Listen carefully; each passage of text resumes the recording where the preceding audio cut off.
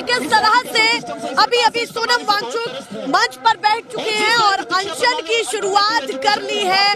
भूख हड़ताल, उन्होंने अनिश्चित काल की बात कही थी और अब वो मंच पर बैठ चुके हैं। उसके साथ से छात्र यहाँ पर काफी ज्यादा आक्रोशित नजर आ रहे हैं। वंदे मातरम के यहाँ पर। सोनम वांगचुक एक ऐसा नाम जो तारुफ का मोहताज नहीं, एक ऐसा साइंटिस्ट जिसके नाम 400 से ज़्यादा पेटेंट है, जिसके आइडिया से भारत ही नहीं दुनिया के कई देशों में पानी बचाने और क्लाइमेट चेंज से लड़ने के लिए इस्तेमाल किए जा रहे हैं। लद्दाख का एक छोटा सा गांव जहां से निकले सोनम वांगचुक ने लाखों बच्चों की ज़िंदगी बदलने के लिए शेकमोल की स्थापना की। आर्टिफिशियल ग्लेशियर यानी आइस स्तूपा जैसे रिवोल्यूशनरी टेक्नोलॉजी दुनिया को दी और सस्टेनेबल एनर्जी का एक नया मॉडल खड़ा किया। उन्हें रोमन मैग्सेसे अवार्ड के सहित 15 से अधिक बड़े नेशनल और इंटरनेशनल अवार्ड मिल चुके हैं। आज भी उनके इनोवेशन को दुनिया भर के रिसर्चर्स और इंजीनियर स्टडी कर रहे हैं। लेकिन सोचिए, जिस व्यक्ति ने देश को सॉल्यूशन दिया, इन्वायरमेंट बचाने की लड़ाई लड़ी और लद्दाख के अधिकारों की बात की, उसी सोनम वांगचुक को नेशनल सिक्योरिटी एक्ट के तहत तकरीबन 6 महीने की जेल कर दी गई।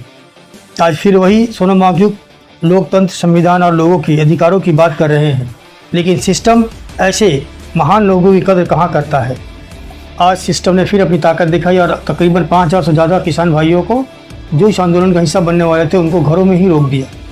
कई जगह से हाउस अरेस्ट की बातें सामने आ रही हैं। जंतर मंतर पहुंचने वाले कुछ प्रदर्शनकारियों के साथ सिस्टम के अंधभक्त लोगों ने मारपीट की। लेकिन सबसे बड़ा सवाल ये है, जब देश का साइंटिस्ट, स्टूडेंट, किसान और नौजवान अपनी बात रखने सड़क पर आता है तो क्या उसकी आवाज़ सुनी जाएगी या उसे भी रोक दिया जाएगा? आपका इस मुद्दे पर क्या विचार है, कमेंट में जरूर बताएं। ये पूरा मुद्दा democracy, student rights, exam accountability, farmer protest, constitutional right, peaceful protest, Jantar Mantar, Sonam Wangchuk, education system, NEET, paper leak और यूथ प्रोटेस्ट जैसे महत्वपूर्ण मुद्दों को दोबारा चर्चा का केंद्र में ले आया है।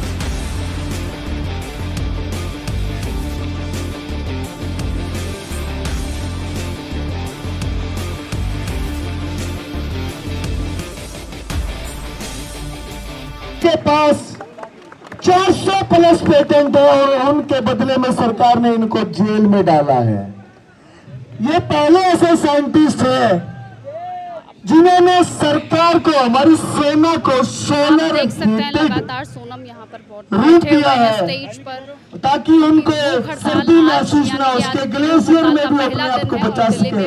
उनके बदले में इनको जेल में डाला है। लगातार छात्रों के लिए वो यहाँ पर आते रहते हैं। ओम प्रकाश धनखड़ वो भी आपको तस्वीरों में दिखाई दे रहे हैं। साथ ही किसान यूनियन के पगड़ी पहनाई जा रही है, खापों की पगड़ी पहनाई जा रही है, जिसके साथ ये भी कहा जा रहा है कि अब आपकी जिम्मेदारी डबल हो गई है। इसका मान सम्मान करना पड़ेगा क्योंकि हम समर्थन देने के लिए यहाँ पर आ चुके हैं। आप सोचिए, टेस्ट सिर्फ एक चीज के लिए नहीं है, आपको देखना पड़ेगा कि पिछले जो भी 10-12 सालों में हुआ है, सब लोग चाहते हैं कि देश का विकास हो और किसी भी देश का डेवलपमेंट के लिए education is the like root cause. अगर आप एजुकेशन ही नहीं सही कर सकते हैं तो बाकी कैसे चीजें सही करो। देश को अच्छे लोगों की जरूरत है क्योंकि ये देश सिर्फ किसी 1-2 लोगों का नहीं है, ये देश हम सब, आप सभी लोगों का है। और हम लोग ये देख रहे हैं कि हम लोगों के जो भी अधिकार हैं उन अधिकारों का कैसे हनन हो रहा है और हम लोग अपनी बात रखने के लिए भी फ्री नहीं है। वह सिर्फ काफी दिनों से चलती आ रही थी, लेकिन अब एक ऐसा समय आ गया है जहां लोगों का गुस्सा फूट चुका है और हम चाहते हैं कि ये प्रोटेस्ट आगे बढ़े और यहाँ के लोग जो भी प्रोटेस्ट को लीड कर रहे हैं उस प्रोटेस्ट को सिर्फ इस शिक्षा विभाग तक ही सीमित ना रखें, इस प्रोटेस्ट को देश वाइड पूरा बढ़ाने का कोशिश करें। और हर्ष के लिए, अगर हमारी जनरेशन जो पिछले 10-12 साल में पढ़ लिख के आगे नहीं बढ़ी है या वो अच्छी नौकरी नहीं कर रहे हैं तो उनके बच्चे भी मजदूरी करेंगे, उनके बच्चे भी अपनी अच्छी शिक्षा नहीं ले पाएंगे, ना ही हेल्थ हो पाए। अभिजीत भाई से मैं कहना चाहूंगा कि ये पगड़ी कोई सामान्य पगड़ी नहीं है। इस पगड़ी का मान सम्मान रखना, इस पगड़ी की जिम्मेदारी रखना, आपकी जिम्मेदारी दुगनी हो रही है आज से, क्योंकि ये उन खापों की पगड़ी है जो सामाजिक तौर पर आपका एक्चुअली जो ये पगड़ी है ये एक जिम्मेवारी है जो अभिजीत को जो ये पगड़ी दी जा रही है, बांधी जा रही है, सौंपी जा रही है, ये एक आज हिंदुस्तान के युवाओं को एक जिम्मेवारी सौंपी जा रही है। आगे जो हालात चल रहे हैं, हर जगह धरने चल रहे हैं, उनके इलाज के लिए कुछ न कुछ आगे नई कार्रवाई हो, नई कहानियां चलें, मतलब उससे पीछा कैसे छूटे। आज ये एक जिम्मेवारी हम युवा पीढ़ी को सौंप रहे हैं।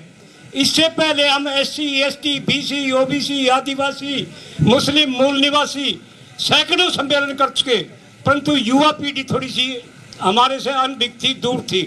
आज हमें ये मौका मिला है तो हम अभिजीत से चाहेंगे कि इस जिम्मेवारी को आप अपने सिर पर, अपने खुद पर, समाज की सोच के इसको निभाएं।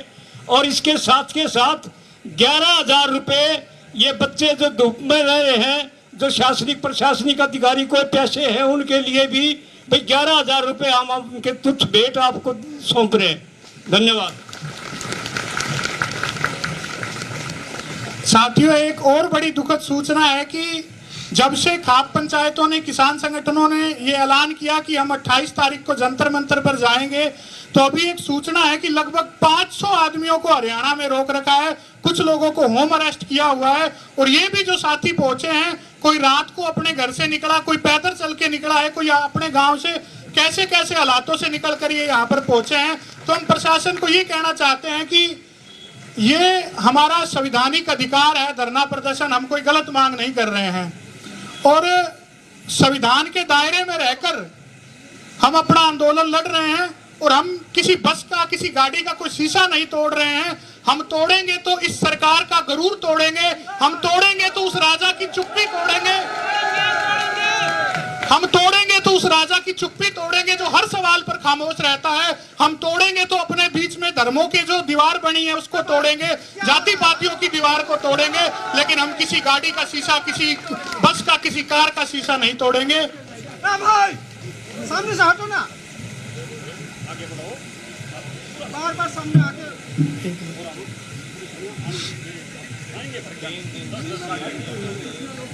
3 दिन से लगातार पुलिस घर में बैठी है, इंटेलिजेंस वाले लोगों के घर में जा रहे हैं, इस तरीके का अन्याय कर रहे हैं जो ये बिल्कुल सही नहीं है। साथियों, इसीलिए हमको भी अपना सिस्टम बदलना पड़ेगा, हमें घास की तरह उगना पड़ेगा।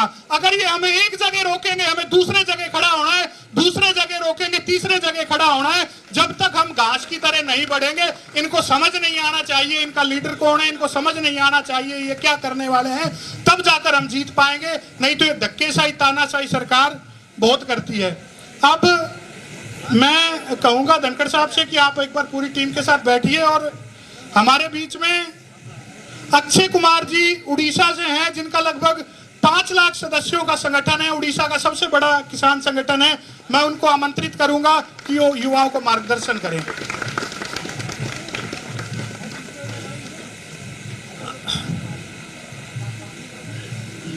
आज हमारा बीच में आदरणीय